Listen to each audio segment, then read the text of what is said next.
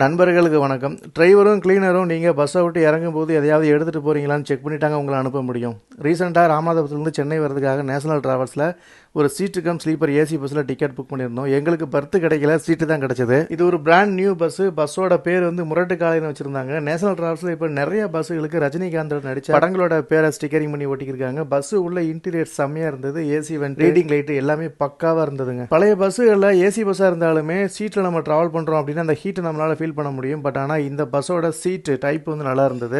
Night 10:30 மணிக்கு காரைக்குடி அவுட்டரில் dinner break நிப்பாட்டினாங்க. காலையில் 3 மணிக்கு டீ பிரேக்கு. ஒரு 5:30 மணிலேருந்து 6 மணிக்குள்ள பஸ்ஸு கிளம்பாக்கம் பஸ் ஸ்டாண்ட் வந்துருச்சுங்க. அதுக்கப்புறம் ஒவ்வொருத்தராக பஸ்ஸை விட்டு இறங்க ஆரம்பிச்சாங்க. இந்த பஸ்ஸு வந்து கிளம்பாக்கத்துலேருந்து வண்டலூர், அதுக்கப்புறம் மேடவாக்கம், அடையாறு, அண்ணா யூனிவர்சிட்டி, சைதாப்பேட்டை, எக்மோர் வழியாக கோயம்பேடு வந்து அதுக்கப்புறம் குளத்தூர் போச்சு. குளத்தூர் பக்கம் வந்ததுக்கு அப்புறம் தான் டிரைவர் பார்த்தாரு பஸ்ஸில் ஒரு பெட்ஷீட்டை காணும். அந்த பெட்ஷீட்டை எடுத்துகிட்டு போனது யாரும் தெரியல. அந்த சார்ட் ஷீட்டை பார்த்து ஒவ்வொருத்தராக கால் பண்ணி விசாரிச்சிருந்தார். இதெல்லாம் கொஞ்சம் அவாய்ட் பண்ணால் பஸ் ட்ராவல் சும்மா செம்மையாக இருக்கும்.